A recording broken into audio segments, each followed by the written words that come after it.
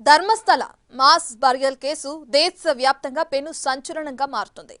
దక్షిణ కన్నడలో మాత్రం జనానికి పెద్దగా ఆశ్చర్యం అంటూ ఏమీ కనిపించట్లేదు.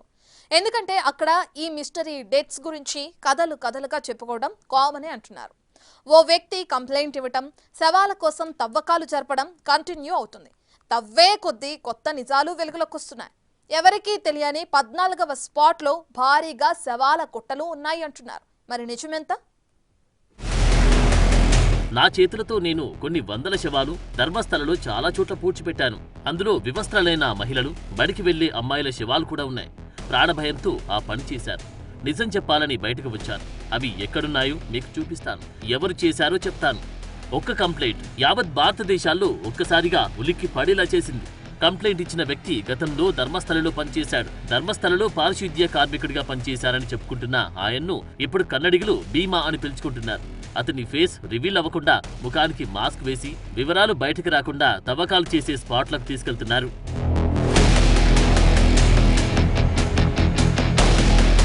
మరి అతడు ఇప్పుడే ఎందుకు తెరపైకి వచ్చాడు? ఏం చెప్పాలనుకుంటున్నాడు? ధర్మస్థలలో అసలు ఏం జరిగింది? మహిళలు, యువతుల్ని ఎవరు చంపేశారు? ఎందుకు చంపారు? అత్యాచారాలు నిజంగానే చేశారా? ఇలాంటి లెక్కలేనన్ని ప్రశ్నలు ఇప్పుడు ధర్మస్థల చుట్టూ చక్కర్లు కొడుతున్నాయి.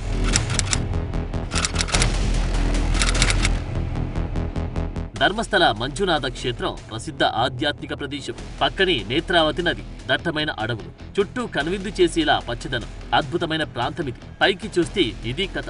కానీ నేత్రావతి నది చుట్టూ భయంకరమైన స్టోరీలు వెలుగులోకి వస్తున్నాయి. ఇప్పుడు వందలాది మంది మహిళలు, అమ్మాయిలు, మైనర్ బాలికల మృత్యుఘోష చుట్టూ విషయం తిరుగుతోంది. ఇంత దట్టమైన అడవిలో వారి కేకలు అరణ్య రోదనే అయ్యాయా? వందలాది మందిని ఎందుకు పాతిపెట్టారు? పాతిపెట్టింది నిజమేనా?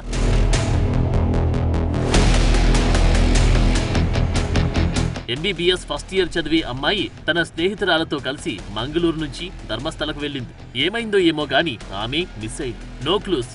ఇక్కడ కనిపిస్తున్న ఈమె పేరు సుజాతా భట్. అనన్య భట్ తల్లి ఈవిడే. బిడ్డ రాకపోవడంతో వెంటనే ధర్మస్థల వెళ్లి వెతకని చోటు లేదు. పోలీసులు కంప్లైంట్ కూడా తీసుకోలేదంటున్నారు. ఎవరితోనో వెళ్లిపోయి ఉంటుందన్న సమాధానాలు ఇచ్చారు. స్థానికులైతే కనిపించకుండా పోయిందా మీ అమ్మాయి? ఇక్కడ ఇదంతా కామన్ అన్నారు. ఈ మాటలు విన్న ఆమె మైండ్ ఒక్కసారిగా బ్లాంక్ అయింది. మళ్ళీ ఇప్పుడు 22 ఏళ్ల తర్వాత ఈ పెద్దావిడ ధర్మస్థల్లో కనిపిస్తోంది. కారణం మాస్ బరియల్ కేసు సంచలనం సృష్టించడమే. తవ్వకాలు జరుగుతున్నాయని తెలుసుకుని ఇక్కడి దాకా వచ్చింది. తన బిడ్డ ఆనవాళ్లు కనుక్కోండి అంటూ కనిపించిన వారందరినీ అడుగుతోంది. తన కూతురు అస్థికలు దొరికితే DNA పరీక్ష చేసి వాటిని తనకు అప్పగించాలని వేడుకుంటుంది. ఆమె దీనస్థితి చూసి అంతా చలించిపోతున్నారు. కానీ ఎవరూ ఏమీ చేయలేని పరిస్థితి.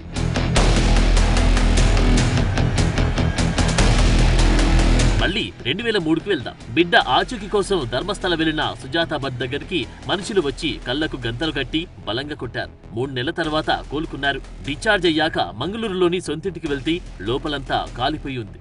అమ్మాయి దుస్తులు, రికార్డులు, అనన్య రికార్డులన్నీ కాలిపోయి కనిపిస్తున్నాయి. సో ఆధారాలు లేకుండా చేసేశారు, చంపేశారు. ఇది ఒక అనన్య కేసు మాత్రమే. పోరాడే శక్తి కూడా ఈ 70 ఏళ్ల తల్లికి లేదు.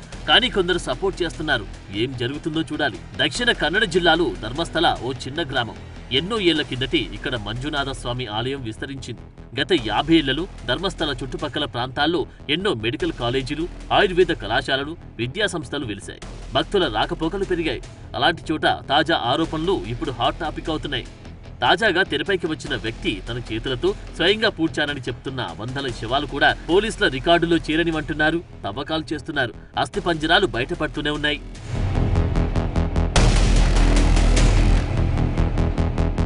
ప్రస్తుతం ఈ కేసు విచారణ కోసం కర్ణాటక ప్రభుత్వం 4 IPS అధికారులతో సిట్ను జూలై 19న ఏర్పాటు చేసింది. అందులో IPSలు ప్రణవ్ మహంతి, MN అనుచేత్, సౌమ్యలత, జితేంద్ర కుమార్, దయామా ఉన్నారు. వారికి మరో 20 మంది పోలీస్ సిబ్బందిని ఇచ్చారు. అయితే ఆ 4 IPSలో కూడా ఒకరు వ్యక్తిగత కారణాలతో ఈ విచారణ నుంచి తప్పుకున్నారంటున్నారు. సో అన్ని మిస్టరీలే. అయితే వాటికి ఫుల్ స్టాప్ పడే టైం అయితే వచ్చేసింది. ధర్మస్థలలో ఆత్మహత్య చేసుకుంటే మోక్షం వస్తుంది అన్నది పుకారేనా? అసలు అలాంటి నమ్మకాలతో ఎవరైనా సూసైడ్ చేసుకుంటారా? కేసును పక్కదారి పట్టించేందుకు కొత్త పుకార్లు తెరపైకొస్తున్నాయా? పారిశుద్ధ్య కార్మికుడు చెప్పిన స్పాట్లలో 13 కాకుండా ఎవరికీ తెలియని ఆ 14వ డేంజర్ స్పాట్ ఏంటి? అదెక్కడుంది?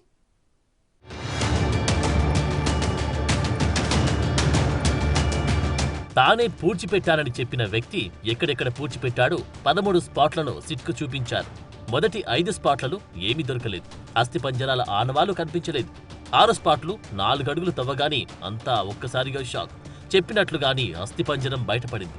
స్పాట్ నెంబర్ 6 నేత్రావతి నది సమీపంలోని స్నాన ఘాట్ వద్ద ఉంది. 13 ఎముకల్ని గుర్తించారు. పుర్రే లేదు. ఈ బోన్స్ ను ఫోరెన్సిక్ పరీక్షల కోసం తీసుకెళ్లారు. ఎన్నేళ్ల క్రితం పాతిపెట్టారు, ఎవరివి, మిస్సింగ్ కంప్లైంట్స్ ఇచ్చిన వారిలో ఎవరితో DNA టెస్టులో మ్యాచ్ అవుతుందన్నది చెక్ చేస్తారు.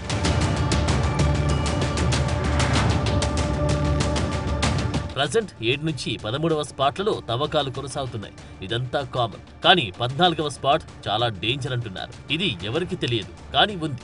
బయటకు సిట్ ఆఫీసర్లు చెప్పడం లేదు. ప్రచారం కూడా పెద్దగా జరగట్లేదు. కానీ కథ చాలా పెద్దదే అన్నట్లు తెలుస్తోంది. జూలై 31న జరిపిన తవ్వకాల్లో 2 మహిళలకు చెందినవిగా అనుమానిస్తున్న అస్థికలు బయటపడ్డాయి. తవ్వకాలు జరుపుతున్న ప్లేస్ అటవీ ప్రాంతం కావడం, దానికి తోడు భారీ వర్షాలతో ఎంక్వైరీ లేట్ అవుతుందని సిట్ చీఫ్ ప్రణబ్ మొహంతి అంటున్నారు. ధర్మస్థల గురించి చాలా మంది పరిశోధనలు చేశారు. యూట్యూబర్లు అక్కడి డార్క్ సీక్రెట్లను వెలుగులోకి తెచ్చే ప్రయత్నం చేశారు. అక్కడ డీ గ్యాంగ్ అని ఒకటి ఉందన్న వాదనను స్థానికులు వినిపిస్తున్నారు. వీళ్ల పని జంటగా వచ్చిన వారిని గుర్తించి అందులో బాగున్న మహిళలపై లైంగిక దాడి చేయడం, ఆ తర్వాత చంపేయడం, ఇదే జరుగుతుందన్న ప్రచారం పెరుగుతుంది.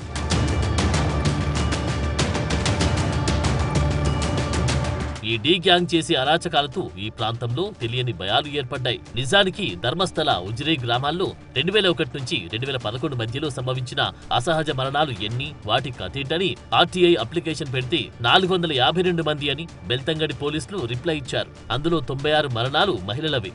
ఇవన్నీ పోలీసుల దృష్టికి వెళ్లిన అసహజ మరణాలు. అవి ఆత్మహత్యలు, హత్యలు లేదా ప్రమాదాలు కూడా కావచ్చు. అసలు మ్యాటర్ ఏంటంటే, ఇప్పుడు శవాలను పాతిపెట్టిన విషయం గురించి భీమా అనే వ్యక్తి చెబుతున్న లెక్కలు ఇందులో లేవు. అవన్నీ పోలీసుల రికార్డుల్లో ఎక్కడివే.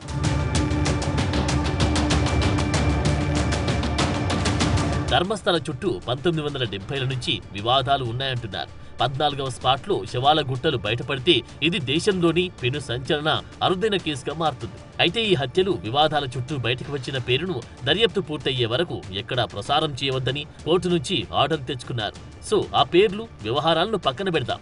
కంప్లైంట్ కాపీలు, పారిశుద్ధ్య కార్మికుడు చెప్పిన విషయాలు చూస్తే అత్యంత భయానకంగా ఉన్నాయి. 1998 నుంచి 2014 డిసెంబర్ వరకు ధర్మస్థలలో పారిశుద్ధ్య కార్మికుడిగా పనిచేసిన ఇతడికి కొత్తళ్ళు అక్కడ శవాలు కనిపించేవని, ఆడవారి శరీరాలు బట్టలు లేకుండా, ఇన్నర్ వేర్ లేకుండా ఉండేవని, లైంగిక దాడి జరిగినట్టు, పెనుగులాట జరిగినట్టు గుర్తులుండేవన్నాడు. కొన్నిటిపై యాసిడ్తో కాల్చిన గాయాలుండేవన్నారు. 2010లో స్కూల్ యూనిఫామ్ లో ఉన్న అమ్మాయి కనిపించిందని, ఆమె బ్యాగ్ తో సహా పూర్తి చేయాలని తనకు ఆర్డర్ వేశారన్నాడు. ఈ శవాలన్నిటినీ రహస్యంగా పూర్తి చేయాలని చెప్పేవారన్నాడు. అయితే 2014లో తమ కుటుంబానికి చెందిన అమ్మాయిని వేధించడంతో ధర్మస్థల నుంచి పారిపోయామని, అయితే తాను చేసిన తప్పుల్ని ఇప్పటికైనా చెబితే తన అపరాధ భావం కాస్తైనా తగ్గి వారి ఆత్మకు శాంతి కలుగుతుందని ముందుకొచ్చానన్నారు. ఈ విషయాలన్నీ వివరంగా రాసి సంతకం పెట్టిన ఫిర్యాదు కాపీని సుప్రీంకోర్టు అడ్వకేట్ KV ధనుంజయకు అందించారు. అందులో సాక్ష్యాలు కూడా ఉంచాడు.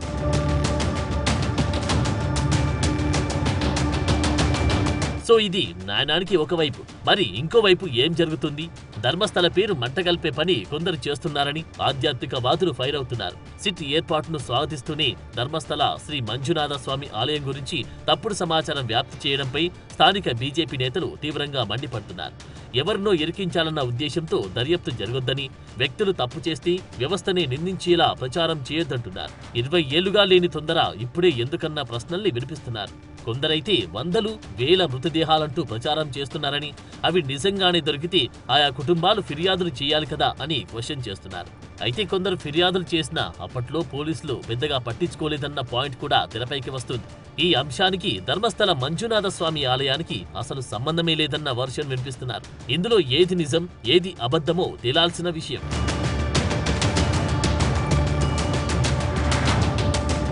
కర్ణాటకలోని ప్రముఖ పుణ్యక్షేత్రం ధర్మస్థల ప్రాంతంలో 1998 నుంచి 2014 మధ్య కాలంలో వందలాది మహిళలు, యువతులను లైంగిక వేధింపులకు గురిచేసి సామూహిక ఖననం చేసినట్లు వస్తున్న ఆరోపణలపై పెద్ద దుమారం చెలరేగడంతో సిట్ దర్యాప్తు మొదలైంది. పారిశుద్ధ్య కార్మికుడు చెప్పిన స్పాట్లలో శవాలు బయటపడడం కూడా మొదలైంది.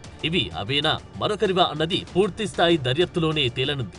మరోవైపు గత 20 ఏళ్లను ధర్మస్థల ప్రాంతంలో మిస్సింగ్ అయిన మహిళలు బాలికలపై దాఖలైన మిస్సింగ్ కేసుల సమాచారం ఇవ్వాలని కర్ణాటక రాష్ట్ర మహిళా కమిషన్ సీఎం సిద్ధరామయ్యకు లేఖ రాయడంతో ఈ కేసులో స్పీడ్ పెరిగింది. తమ పిల్లల అదృశ్యం లేదా మరణం కేసును నమోదు చేయడానికి పోలీస్ స్టేషన్కు వెళ్లినప్పుడు సిబ్బంది సరిగా స్పందించలేదని చాలా కుటుంబాలు ఆరోపించాయని మహిళా కమిషన్ అంటుంది. సో తవ్వినా కొద్దీ ధర్మస్థల కథ చాలా పెద్దదవుతుంది. నేత్రావతి నదిలో పారింది నీళ్లు కాదు, మహిళల రక్తమా అన్నది తేలాల్సిన విషయం.